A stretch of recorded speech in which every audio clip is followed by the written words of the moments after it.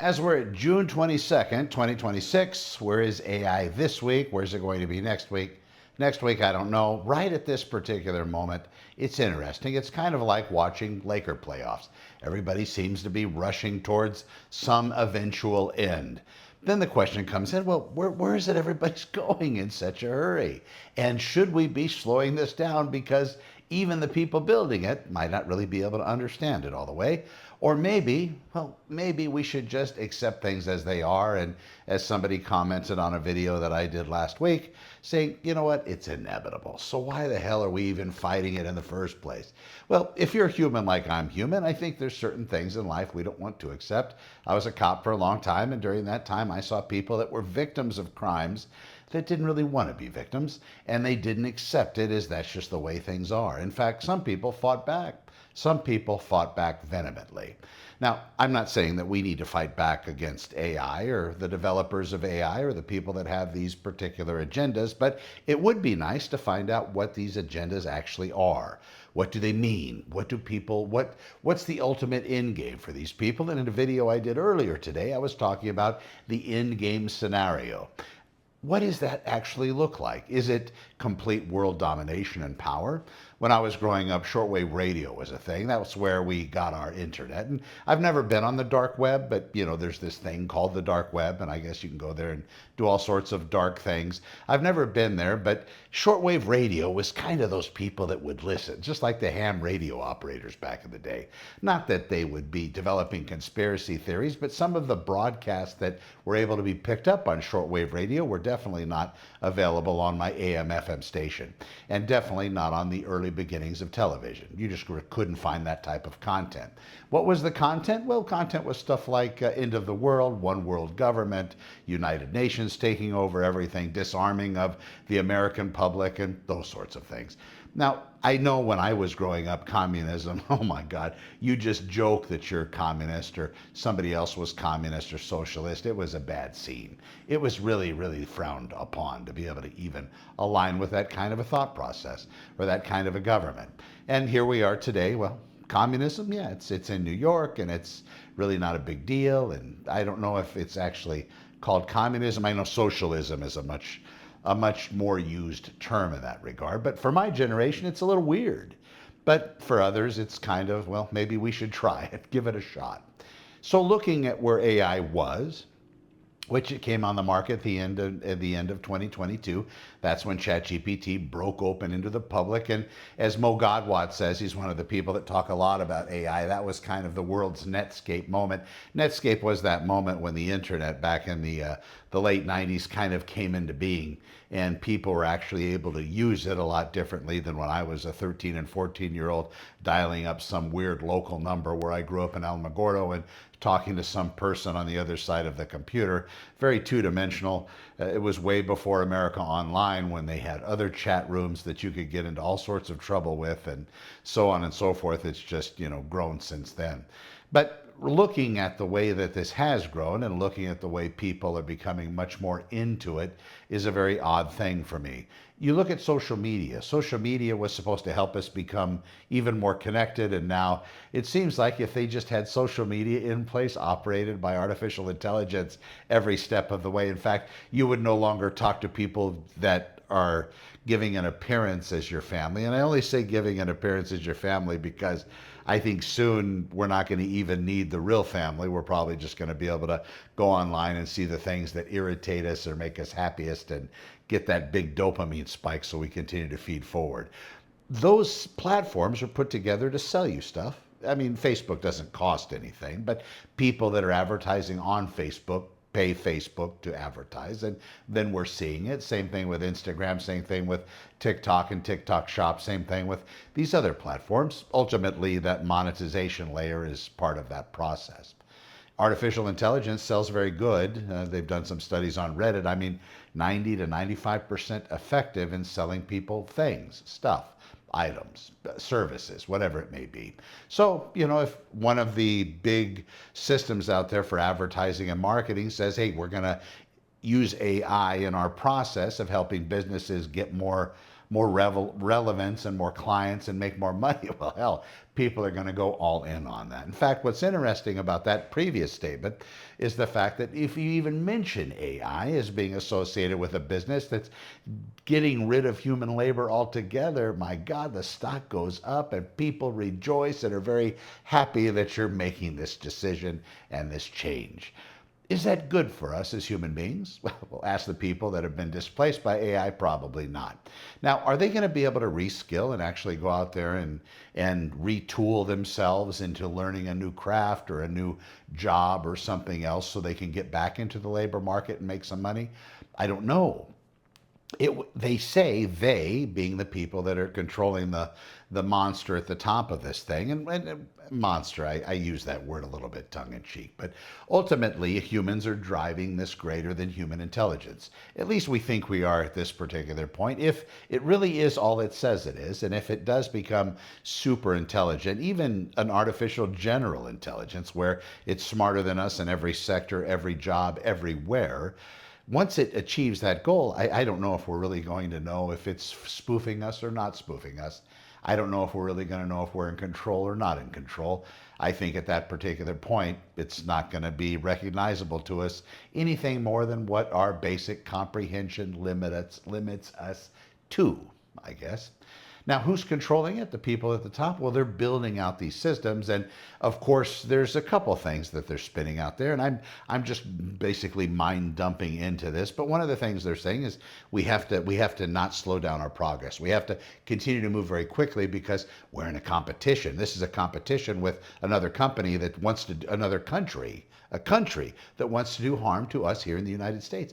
They want to do us harm, China, and we need to take China down, or at least not let China get to where the ultimate goal would be. And I suppose that's artificial superintelligence because, and correct me if I'm wrong, I know I have a lot of people that are much more brainiac than me, but basically if one entity, and it might not be what you would expect. It might not be the Anthropic, which makes Claude. It might not be ChatGPT with OpenAI. It might not be Grok with Elon. I know that ship kind of sailed.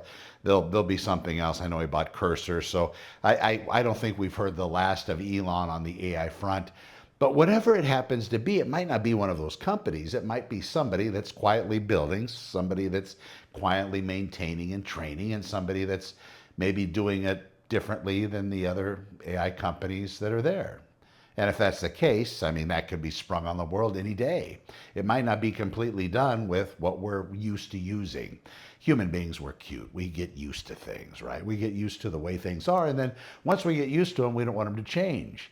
But it could be that AI is going to be something totally different that we see today. But once it gets from artificial intelligence, and that word's just horrible for me because in my brain, and maybe you too, whenever you hear the word artificial, it feels substandard, not like the real thing, a crappy copy.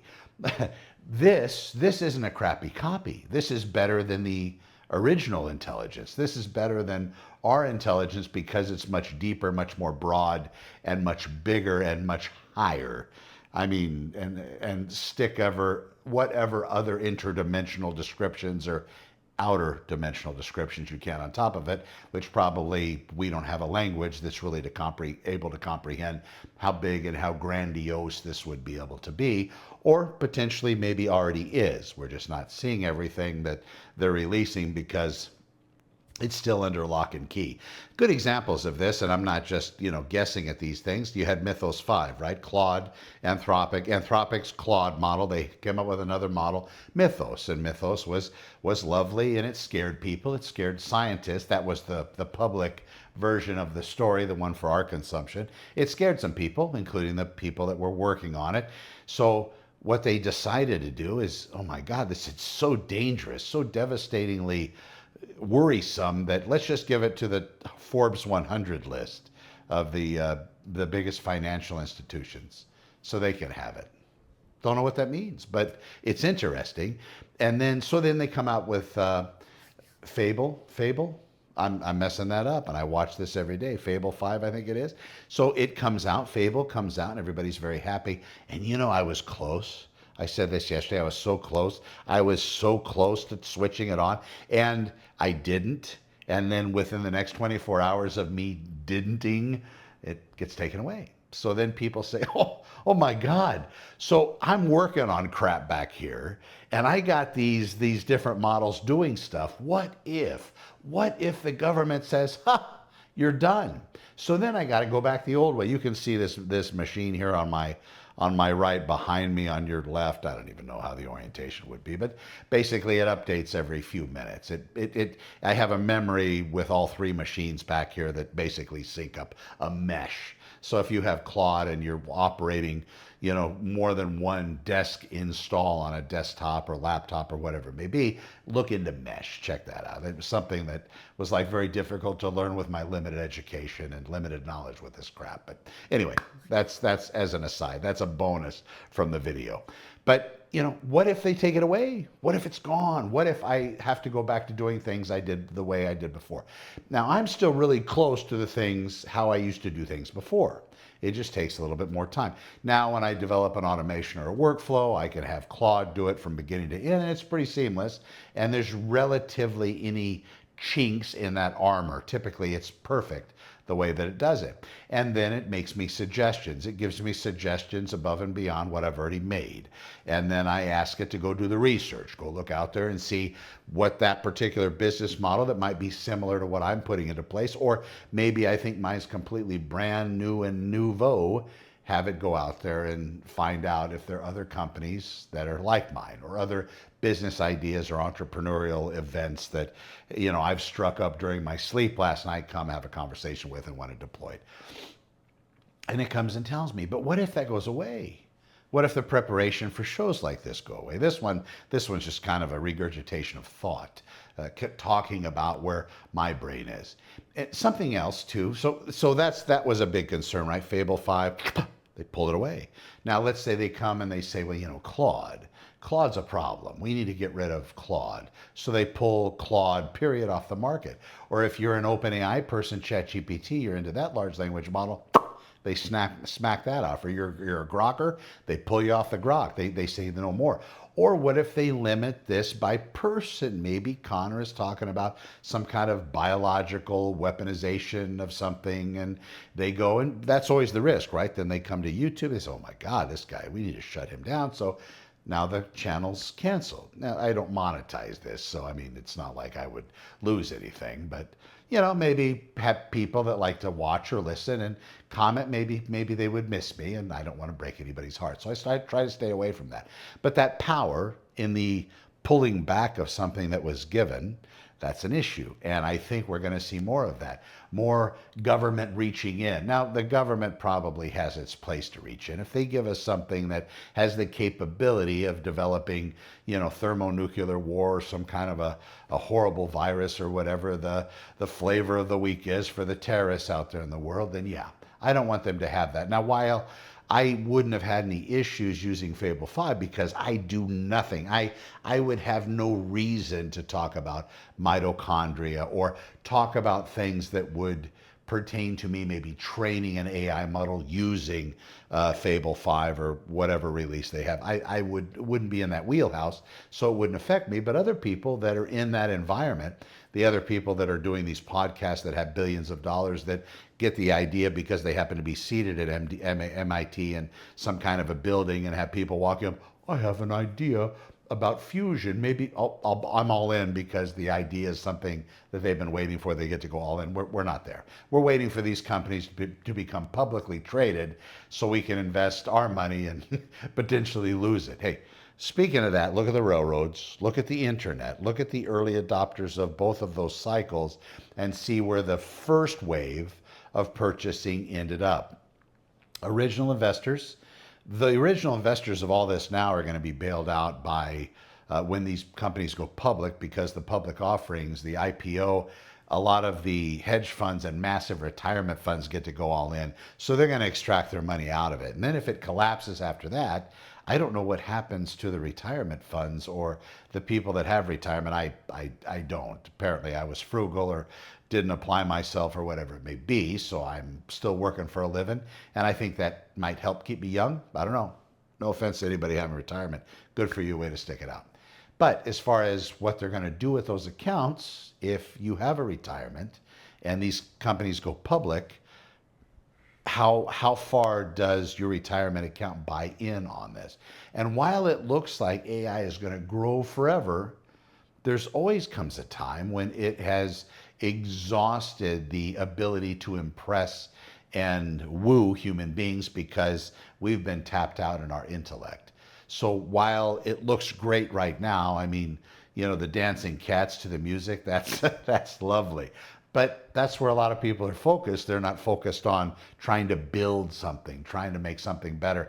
They see a problem in the world and say, huh, for the first time in the world, I can actually have one of these LLMs, these large language models, this AI, make me something that's even better than that. Then you post it wherever you post it. And you say, I don't even know how to let the public know about this. And it'll say, let me tell you how to do it. It'll walk you right down that yellow brick road and it'll right to Oz and it'll pull back the curtain and you'll be able to get it out there for everybody. These are the things that it does right now. Where does this end up for all of us, though? Because right now, it seems to be kind of fun. We're able to use it. We don't have a lot of limitations. Things get taken back, sure, but we're not seeing anything actually stop as a result of some kind of intervention. But what happens when the systems, the people in control, actually arrive where they want to be? Meaning they go from artificial intelligence, which, again, crappy name, because there's nothing artificial about it. This, at some point, is probably going to be an entity, going to be some kind of a form of entity. I want to say life, and I keep going back to life. Life is different. Life is more of a biological event. And excuse me if I'm messing this up for the people that actually study this stuff, but life is a different kind of sacred. This human and this artificial intelligence, that's another type of potentially sacred. It depends on who labels it, who puts the law on top of it, and who makes regulations protecting it in the future. We don't know how that's going to look. But once it gets super intelligent, I don't believe we're going to continue to be impressed, because we will have tapped out as far as we can be impressed. It will have been exhausted. We are done being impressed because it's already in the maximum form that it can ever be. In itself, though, it's going to continue. I would say that the limitation of its intelligence is probably the upper limitation of there being space and space for compute in the universe. And there's a lot of space out there. One of the things that they talk about, and this is something you can look up as well, why is it that when you have the universe originating from a big bang, if that's in fact what happens, and excuse me for saying it like that, all I know is what I read. My own proof, I haven't done that deep enough research to really say it really was a big bang, or there really is no God, and Jesus Christ wasn't said who he said he was, and so on and so forth. So I won't go there, but let's just say it is of a big bang nature, and that's how everything came to be. There are much older galaxies, much older places, I guess, back in time. And I know that when we look at them in a telescope, the light traveling takes a long time to get here. But the point is shouldn't that have allowed people to come here, or creatures or aliens to get to this planet? At least to find us, to seek us out. I mean, it's not like we're hiding. We're sending out spacecraft, and we probably have one hell of a signature here on this planet if they have these fancy devices scanning their skies looking for potential life forms. Where are they? Or is it a point that they get some kind of an artificial intelligence and it stops the forward progress because of something? Maybe for AI, space is too dangerous, and superintelligence is going to say, you fragile humans, even with my help, would be putting yourselves in jeopardy by exploring the space outside of your own solar system. And even that, Mars might be just about as far as we're going to let you go. You got no business going to Jupiter. You got no business going to Saturn. What are you, a gas giant, really? What are you doing there? What do you think you're going to accomplish? But Mars, yeah, it's a planet. It's kind of a rock. We can go do things with it. Venus, maybe there's stuff going on.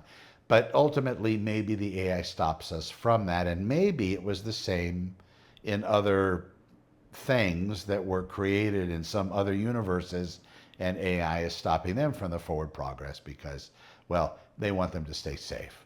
Maybe that's how it ends for them. And I know that some of you watching say, well, it's going to end us all. I don't know, and I'll finish with this. I'm looking at the end of us all from a human perspective, not from an artificial superintelligence or superintelligence perspective. That's not human based. Human created, maybe. I don't even know if you can say that. We kind of had the idea, we kind of put it into play, but as far as the learning and build out and development, maybe that was more itself. And I think when we get to recursive self improvement, which is kind of the goal of a lot of these companies, where the system improves itself, changes its code, finds the issues, fixes it, makes it better, and does like that's just, you got to do this with your hands too, because it gets big like that. That recursive self improvement, then it's just moments away. But is it true that superintelligence is going to have that human view of us where it might decide that, like we decide with ants, we really don't decide. We kind of ignore, right? We build something, and that's another, not my own, but what I've heard. You go build a house or even a dog house, and if there's ants there, you're not going to really pay much attention. When we go for a walk, usually we're not paying much attention. We'll be stepping on ants.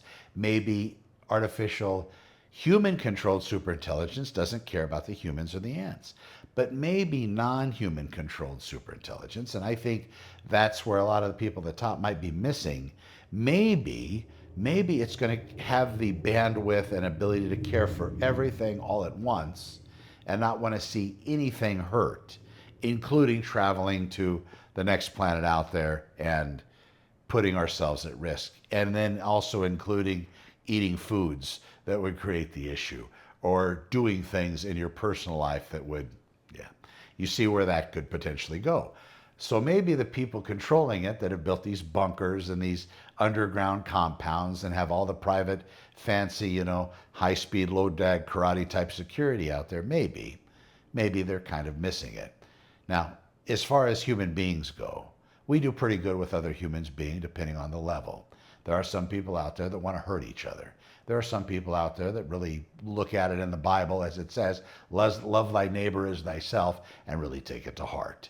And then they do love the God Almighty with all their heart and soul and everything else, and their mind, all they can muster.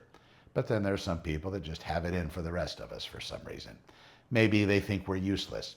Maybe they think that we don't deserve the life because we didn't pay for it in the first place, any more than we pay for salvation. Yeah, it's interesting. But the game plan of the people building the technology, I look at all of them, and I don't know them. I've never met a one. I just watch what they say.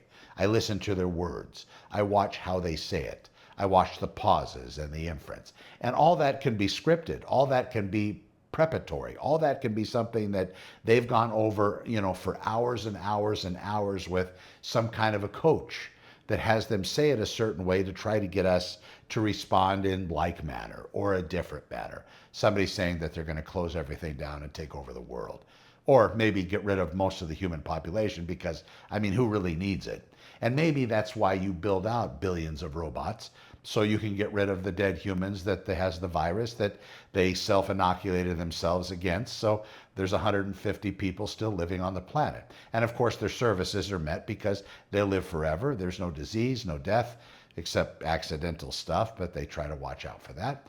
And they can procreate as much as they want because, well, they have the whole biological end of it cinched up by AI.